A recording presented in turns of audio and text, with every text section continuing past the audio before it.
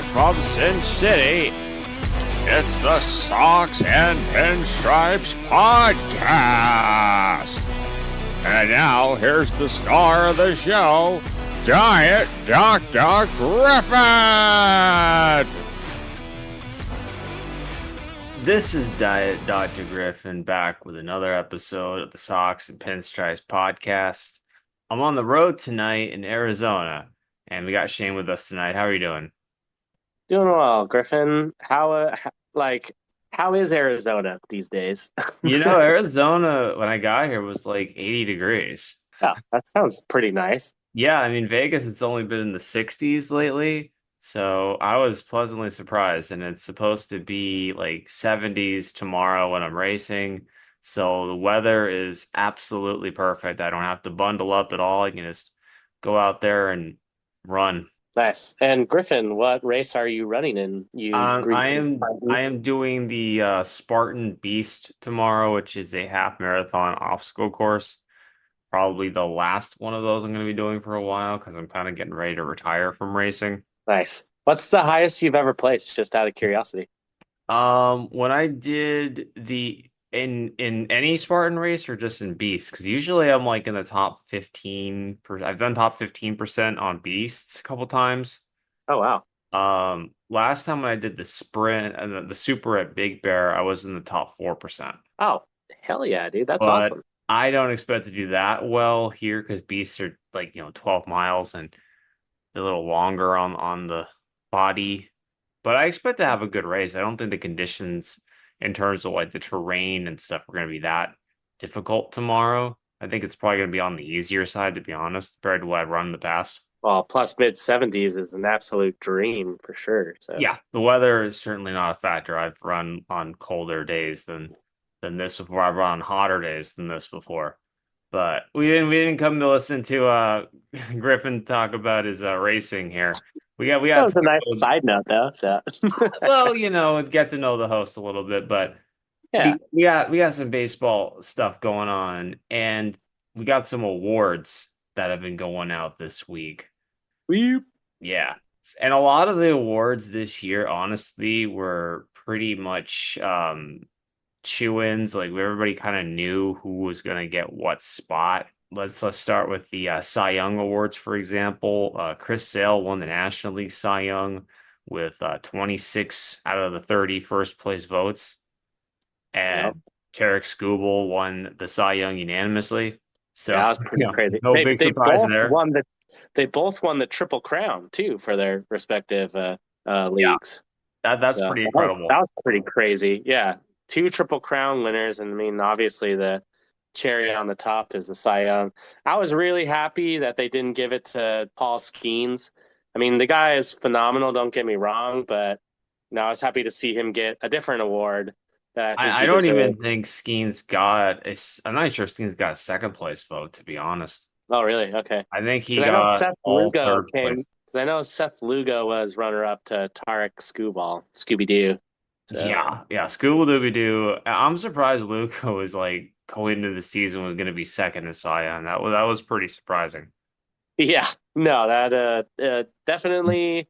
If I did not have that on my bingo card at the start of the year. So. But let's go since you mentioned Paul Skeens. Paul Skeens won the National League Rookie of the Year.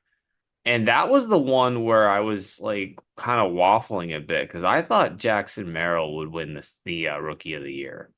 Yeah, and didn't Merrill play for longer too? That was the thing. Merrill played for pretty much the entire season. Skeens didn't really come up until I think early June, if I'm not mistaken, maybe late end of May. He didn't come up immediately. And I mean, the guy has electric stuff. Don't get me wrong, but I guess I don't know. Like, is a starting pitcher who throws 100 on average better than a guy who is just mashing baseballs in the field? It's a hard one.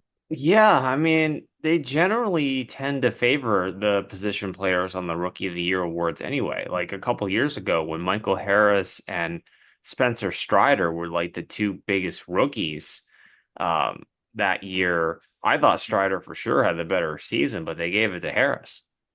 Yeah. Oh, maybe this was makeup call from years ago. Yeah, I guess. I mean, Skeens' girlfriend, quite frankly, is more famous than he is. Yeah. No, yeah, we talked about that for sure. And then of course Paul Skeens' is a non-reaction to winning the Rookie of the Year versus his girlfriend has become a meme online. Perfect. I'm gonna have to check that out when we're done with this because I'll have to I've send I'll have to yet send to you a see that. photo of Yeah. it because he just has this very stone kind of face and his girl's all Dude, there's this guy who I follow. I don't follow, but his shorts come up on Google all the time, and he does like all these funny baseball things by like position, like injuries by position player and whatnot. And he's like a non-reactionary rookie of the year MVP. And it's like, oh man, nice grand slam. Oh, thanks, dude. And he's just like sitting on the bench, like no reaction the whole entire time. So yeah, it kind of reminds me of that. And then, of course, the most valuable player award went to Shohei Ohtani and Aaron Judge, respectively. No big surprises there. Oh, but we can't forget AL Rookie of the Year was Oh, Luis yes, Hill. AL Rookie of the Year, Rookie Heel. Luis Heel from the Yankees, my favorite team. Yes, your new favorite team since you're not allowed to be a Sox fan anymore. So, Yeah, pretty much. interesting. I looked this up too. It's the because we were talking about Fernando Mania during the World Series, and Yeah, it's the first time it's been two starting pitchers since Fernando Valenzuela and Dave Righetti in 1981. really, it's been that long since two starting pitchers won the Rookie of the Year. Yeah, yeah, pretty crazy, huh? Yeah, it goes to show the favoritism towards position players might be a real thing. Yeah, except for It's in been Paul 40 Skeens' case. years. So, yeah, Yeah, sucks to be Jackson Merrill. So, yeah, poor guy. Well, I'm sure he's doing very well for himself. yeah. And so, in the spirit of the awards time, we came up with a few awards that we wanted to give out to various baseball players. Some of them serious, some of them not so serious. So, do you want to start with yours? Do you want me to start with a couple of mine? I'll start off with my Clayton Kershaw Playoff Choke Award, Yeah. Who and would you go that goes to Mr. Aaron Judge. He's winning two awards today. to? For being non-existent in games 1 through 3 of the World Series and just the playoffs in general, but Yeah. also that Game 5 ball hit right at me. I'm just gonna drop it. Yeah. They've gone so far as to call Aaron Judge Mr. May. Yeah, yeah. I mean, he kind of deserves it, honestly.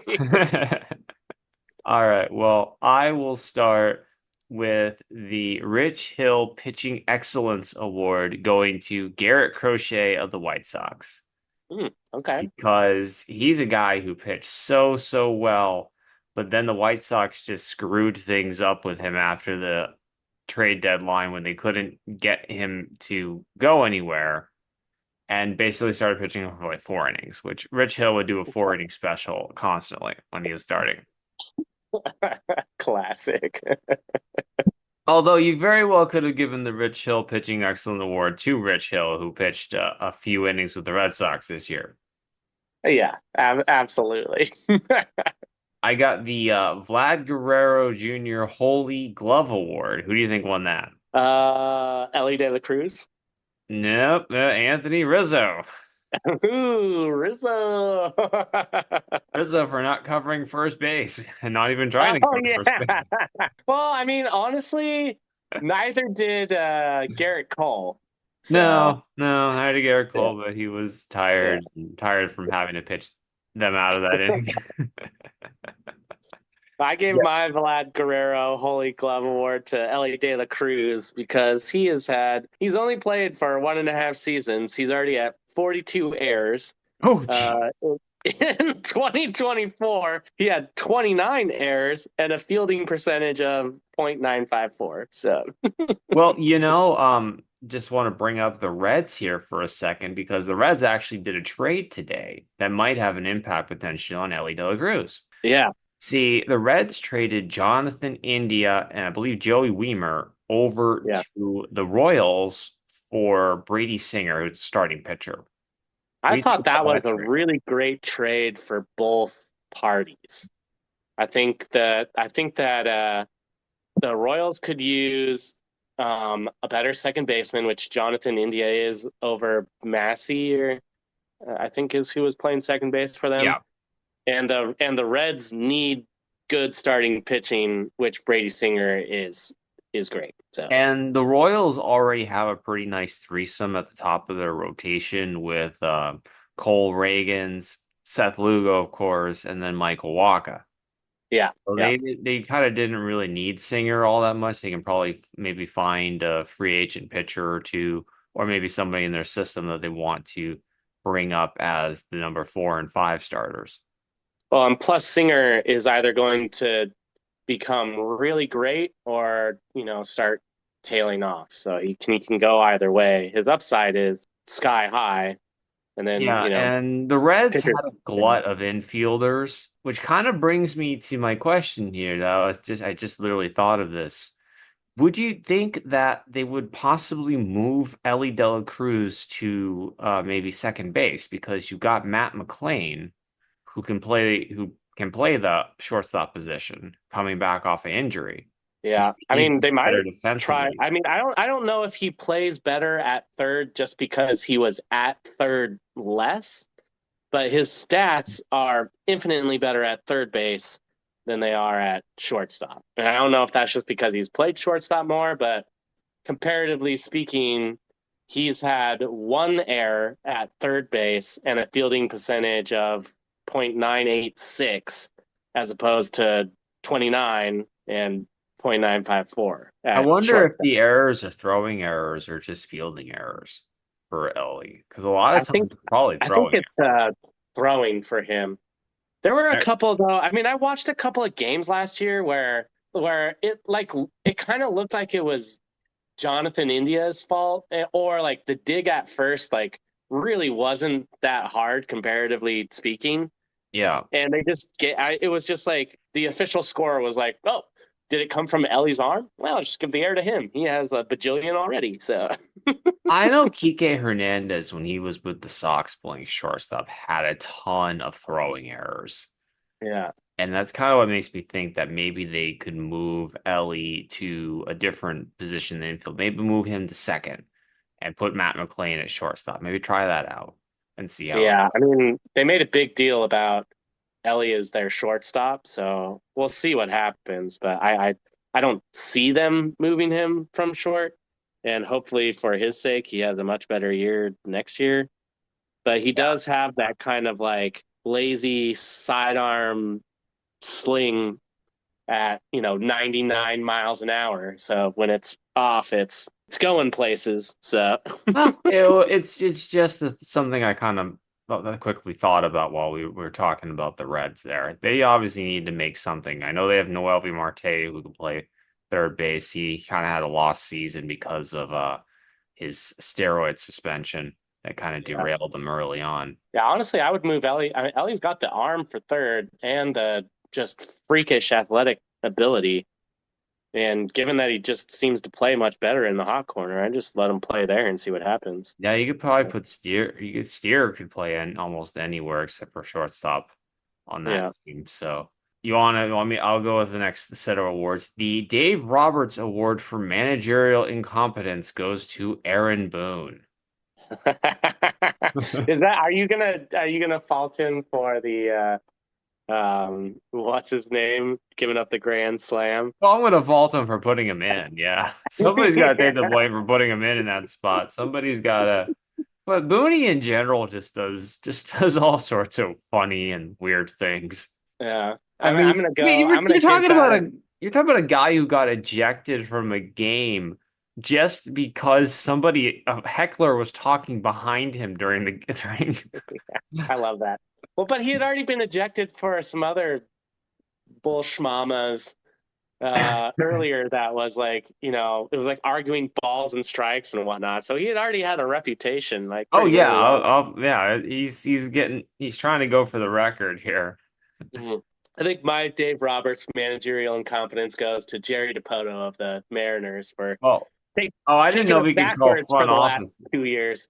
So I thought that was strictly a coaching award, but I didn't. I mean, we could do No, a. I'm giving it to the GM. He's Okay. managing it poorly. So, All right. Well, then you could well, yeah, I mean, equally you could equally, I guess, go to Scott Service, who got fired. So, give it to Brian Cashman too, who yeah, apparently just hired the Mariners hitting coach as their director of hitting.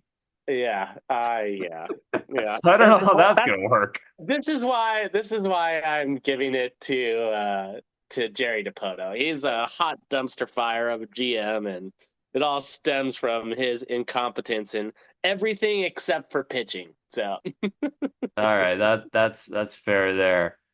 I got the Flip Flop Award, whose opinion of a player who changed the most for me during the year, and I got to give that to John Carlos Stanton. okay, And that's a really good one, actually. Yeah, because I had I referred to him as the Whiffer, which was Poppy Levitard's nickname. And fun yeah, fact, Poppy actually called him the Whiffer to his face at a charity event back in Miami. nice. I love Poppy. I hope he never dies and always does baseball. So, Yeah. Well, no. The Dan Levitard's father, the oh, not Big okay, Poppy. yeah, yeah, He's yeah, like yeah. this old crabby guy talking on TV and stuff, and he called him the Whiffer because he always struck out. Love it. So yeah, Stanton for me just changed totally when I saw him in the playoffs and the attitude that he had. Like he really just stepped it up and was the driving force behind a lot of the Yankees' success in the postseason this year. And Yeah. really, I gained a lot of respect for him based on how he played. Yeah, no, I mean you just 100% accuracy right there. So I think for me, I'm gonna have to go to the Dodgers and who's their shortstop this year who wasn't supposed to do anything? Well, I mean, Tommy Edman, Tommy Tanks, oh, dude. Tommy Edman. Okay, yeah. Yeah, just like he was kind of just like a guy filling a spot that they needed to be filled. And then the postseason came, and he's like, "I'm just gonna start hitting home runs. You guys cool with that? Yeah, all right, great."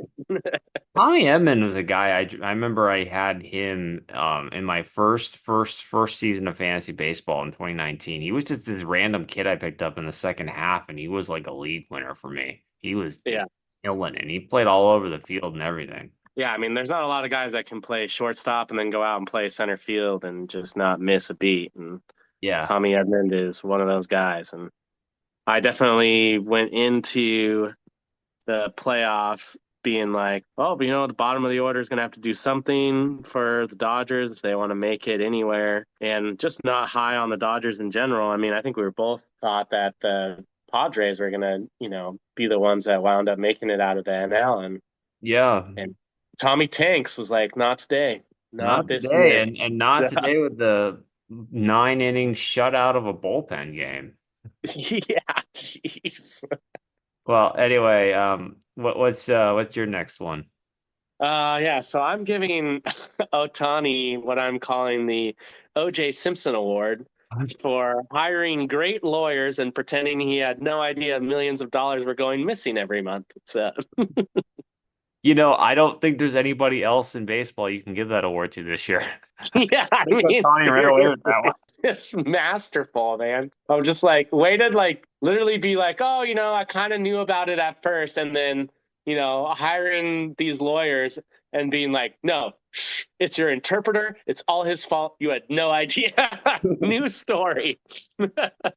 And my final award is best batting stance, and that goes to Corbin Carroll because he just has this hypnotic swinging of his butt cheeks that just like you can see, when I was at the game watching him, I could see it from like deep in right field. It was like that much. You could just kind of see it swaying and like all of the girls they're all hypnotized by the mullet and the ass swing.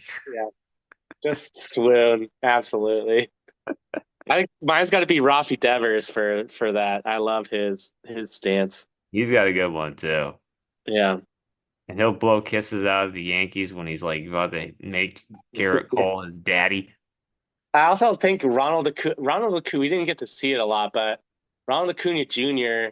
has the stance and he like twitches the bat like he's a rattlesnake right before he's gonna hit it. I like a couple of other batting stances I like. I like Stanton's batting stance because he just has this really like stern, closed, like angry batting stance. Yeah, And he then when he looks like swings and he wants misses, to it's murder hilarious. you. But Yeah. then when he makes contact, it's a thing of beauty. And then a retro one that I really like is Gary Sheffield. You've seen his Okay. No, I'm gonna have to check that out again because I He's don't got remember off the this top of my head. swing where like he flicks the bat forward and back, and then like he just swings it up.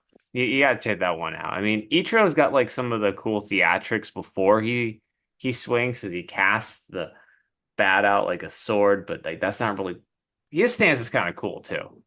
Yeah. Yeah, I just watched a video of the first and only time he got thrown out of a game Yeah, for showing the umpire that the slider was off the plate. just trust Ichiro. He's baseball royalty and is likely going to be a first ballot Hall of Famer for sure. Oh yeah, and it was like Actually, it was like the least you could possibly do to get thrown out. Like he gets the strike three called, and he just looks at the umpire and uses his bat to draw a line where the ball went past the plate as a ball, and he got thrown out for that. what's interesting is actually, I wasn't even planning on bringing this up, but the 2025 Baseball Hall of Fame ballot was released this week as well, which Ichiro is. Oh, oh, he's for sure getting in. Who else is on the ballot? Let's see. I gotta pull that up because How many do they let in every year again?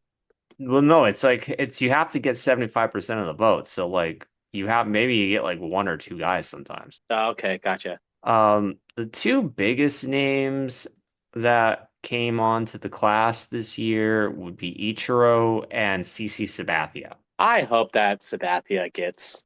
I hope he's a first ballot Hall of Famer too.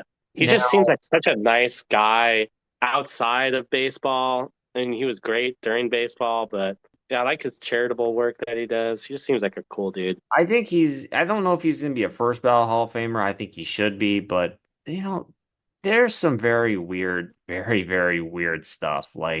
There's only been one unanimous Hall of Fame vote in history, and that was Mariano Rivera. Yeah, I mean Like, that guy's cutter is like legendary. just So think about it like this. There were people who didn't vote for Ted Williams to be on a Hall of Fame ballot the first year. wow. Okay. I mean, just think about it like that. I mean, like Yeah. Ted Williams, Babe Yeah. Ruth, Hank Aaron. Yeah. Okay. That's pretty crazy if you Like, when you put it like that. When yeah, I'm hearing them all in a row, it sounds pretty ridiculous. yeah. I mean, Ichiro is a guy who should be unanimous, Yeah. but there's gonna be some goober out there who doesn't put him in. Ken Griffey Jr. probably wasn't gonna be unanimous because of how the second half of his career ended. But I mean, Randy Johnson wasn't unanimous. Yeah. The big Like, unit. yeah, there's like just That so guy has the best. I love that. I think Chris Sale throwing the Randy Johnson slider is what resurrected his career. Because Chris Sale this year had that what was it, 9-3 slider with basically no drop, just all horizontal yeah, I movement. mean, two big, tall lefties. I mean, Yeah. Johnson was like more built than Sale is. Sale's kind of like a twig, basic Yeah. throws. Well, also Randy was throwing his fastballs at like 101, whatever. So Yeah. Now, interesting person, Billy Wagner. This is his final year on the ballot, huh. and last year he was only 5 votes short of making it to the Hall of Fame. So this is probably one of his last best chances to get in. Yeah. Oh, he'll probably get in then. If He was like Ichiro he was so and good as a closer. yeah, if Ichiro and Sabatha are the two biggest names, he should probably sneak by this year. An interesting name you might appreciate. Felix Hernandez made the ballot. Oh, King Felix! Like he won't be a first. Oh, I mean, I hope he's a first ballot Hall of Famer. What he did No, I on a don't even team. think he's a Hall of Famer, to be honest. Well, that's because he had no offense behind him his entire career. But I think he just kind of fell off towards the end a little bit.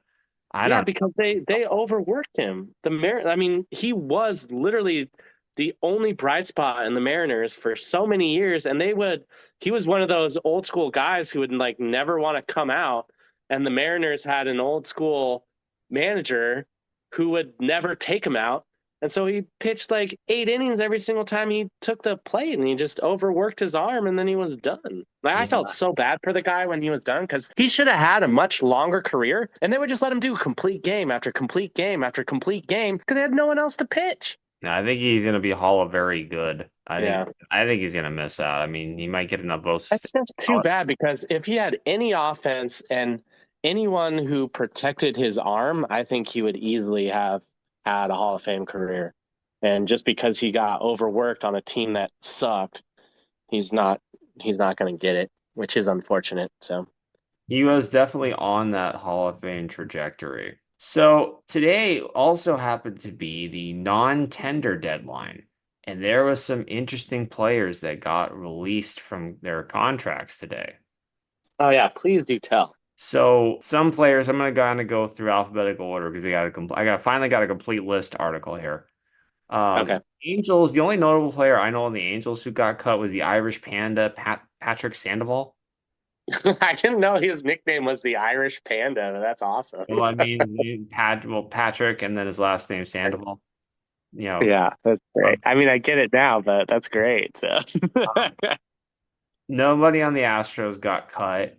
Nobody note on the A's. The except big for Jose one. Abreu earlier in the year, but Well, I yeah. mean, no, not non-tender means that you're an arbitration player, and I should clarify. Non-tender means that you're an arbitration player who is not extended a contract in arbitration. So, like, Oh, okay, gotcha. Yeah. Kyle Schwarber was non-tendered, believe it or not, by the Cubs. Weird. Yeah, Okay. he goes to Well, Washington and then he like has a monster, June and hits like 16 home runs, and the Cubs were like, we're to save $8 million and not playing. yeah. So I mean that's kind of where the non-tender thing goes. The Blue Jays made an interesting cut. They got rid of Jordan Romano. Huh. Was kind of surprising because Jordan Romano has been one of the better closers in baseball over the past 4 or 5 years. Yeah, and they kept Ty France. I would assume they would have I dropped think him. I guess he's not up for arbitration, but still. So. no, Ty France I think is on the Reds actually. Oh, they traded him again, huh? Wow, he's moving around. No, I think Ty France went to the Reds after getting I know that released by the Mariners. the Jays picked him up after he was released by the Mariners, and then I I guess don't know. No. I think the Reds picked him up. oh, I thought it was the Jays. Okay, well, my bad. He's with the Reds, which further creates the infield issues that they have. Yeah, well, they got a first baseman who can't hit, so hopefully he figures it out. The Cubs got rid of a few people. Adalberto Alzolay was a pretty good closer at one time, but he had some arm trouble. Uh, Let's see. The Dodgers cut Brett Honeywell, who I think is the only pitcher in baseball throwing a screwball. yeah, that That's was kind of fun to watch, though. But I guess it makes sense that he would get cut. So yeah, I it mean, was just fun to hear Honeywell Jr. when who's coming out? Oh, Honeywell. Oh, interesting. the Mariners, they cut JT Chargolis. I don't know, Chargus. I don't know how to pronounce that name. Yeah. Sam Haggerty. Oh, Chargois. Yeah, JT Chargois. Chargois. Okay. Haggerty. Josh Rojas, a guy you thought should be hitting leadoff on that team. Oh, Ham Swaggerty got cut? No. Yeah. Swaggerty. Joshy Bear. I know it sucks right now, but it's for the best, buddy. You're going to go to a team where you'll actually be successful. So, And Austin Voth got cut as well. I don't know who he is on your team. yeah, Austin Both. He's a reliever. Yeah, whatever. Okay. Bye, Austin. Bye, Felicia. Let's see. I don't really know anybody in the Mets that got cut. The Nationals cut Kyle Finnegan, though. That's a name I know. What? Wait, what? Yeah, Seriously? non-tender Kyle Finnegan. What? are they just rebuilding, or they don't want to win anymore? Or I don't know. I don't know. I mean, hey, Jerry, I know you like pitching. Let's pick up Kyle. Jeez, let's Oh, go. yeah. He and Romano were the two biggest surprises I saw. Oh, I completely passed over the Braves who cut Griffin Canning. And Yeah, Griffin Canning was the guy that they traded to get from the Angels for Jorge Soler. yeah. So So, basically, they got nobody for Jorge Soler. They just straight up dumped his salary. which is mind-boggling, but that's okay. So Yeah. almost as mind-boggling as the Nats dropping Kyle Finnegan for, I don't know, maybe they're all high over there. I don't know. So I mean, weed's legal there, but yeah. um Austin Hayes got cut by the Phillies. He was one of their trade assets at the deadline, outfield. Okay. Yeah, Uh that kind of makes sense. let's see. The Rays, they cut Dylan Carlson and a few other pitchers, and especially Richard Lovelady, which is a funny name. Oh yeah, I didn't even know Richard Lovelady. That's awesome. Let's see. The Red Sox, they cut Brian Matta and former, I believe, Mariners pitcher Isaiah Campbell. Oh yeah, yeah. Isaiah Campbell. He's the guy. He's got the glasses, I think. Yeah. The only other notable one I'm seeing here is that the Rockies cut Cal Quantrill. Ah, dude, that seems like. I mean, I don't know. He He's was one of their better probably. pitchers last year. That's what I'm saying. He's like the one of the bright spots on the team. So Yeah, it's probably a money thing. They just don't want to spend money. And yeah. Brendan Rodgers was another guy they probably didn't want to spend money with. Yeah, I mean, Cal. That's good for Cal though. He can actually anywhere else he goes, he'll cut his ERA by like almost 1 full point just by Yeah. being in a different ballpark. So And he's one of those just good innings eaters. He got a lot of quality starts when he was pitching in Cleveland. He would just kind of figure out a way to go into deep into games. So somebody I think will be happy to get him. yeah, maybe even the Angel. The Angels are just in like buy anything mode right now. Pretty So much, yeah. yeah. So that's pretty much all we got on the show today. I gotta get some beauty sleep for my race tomorrow. Even though probably won't upload this show until the normal time, maybe a little later, depending on my battery again. Of course, I just like when I went to Washington, I forgot my charger on my laptop, so I don't know if I Classic. have enough juice to get this thing all edited and done before I get back. Well, the most important thing is that you win first place for all of our listeners. So The most important thing for me to do tomorrow is not get hurt. And yes. Okay, yeah. Well, I they mean, if you want to literally be have they realistic used to about have it, so signs at the Spartan races where they say you could die doing this. So like I feel my like you could goal, put that sign anywhere though, but yeah, I mean my goal when I do the race is just to complete the race, don't get injured, and just that's pretty much it. Just try to have a good time, but don't get injured, don't get hurt. Just do the race. yeah. And I think that'll be what I'm doing because I have been more focused on what I'm going to eat for dinner tomorrow night than on the race right now, which I don't know if that's a good thing or a bad thing. No, I mean it's a great thing. You need motivation. So is it just like whatever you want? Or are you just eating a giant hamburger? I am probably going to get some kind of thing from Jet's Pizza, which is a Let's go. Detroit style pizza place. Nice, dude. I The haven't whole pizza decided. and wings. You deserve it. I don't know about the wings, but I'm definitely gonna get some kind of pizza thing. And I brought a lot of snacks and pretzels and stuff. So I'm gonna have a nice fat boy day tomorrow after the race. Perfect. Got any closing notes for the show? I do actually. I actually spent a little bit of time on this one. Okay. So the first rookie of the year was the first national rookie of the year for MLB was in 1947, and it was Mhm. Jackie Robinson. Oh, And nice. in 1947 and 1948, there was only one award for Rookie of the Year for all of MLB. And in Hmm. 1949 is when they split it between the AL and the NL. But Cool. the award actually goes back to 1940 when it was established by the Chicago chapter of the Baseball Writers Association of America, which named people from 1940 to 1946, and then it became national in 47 with Jackie Robinson. Oh, that's pretty cool. Yeah. Did your research figure out who the first player Chicago named as a rookie of the year, or was that? No, I just stopped at Jackie Robinson, but that can be for next week. So Yeah, Jackie's a good one. I mean, to be the first official rookie of the year, Jackie Robinson. That's a really I felt like that was a pretty good high note to end on. So definitely, definitely. Well, we'll be back next week and have a safe and happy Thanksgiving, everybody. I'm John Wayne of the First Thanksgiving. Happy Thanksgiving, Pilgrim. bye now.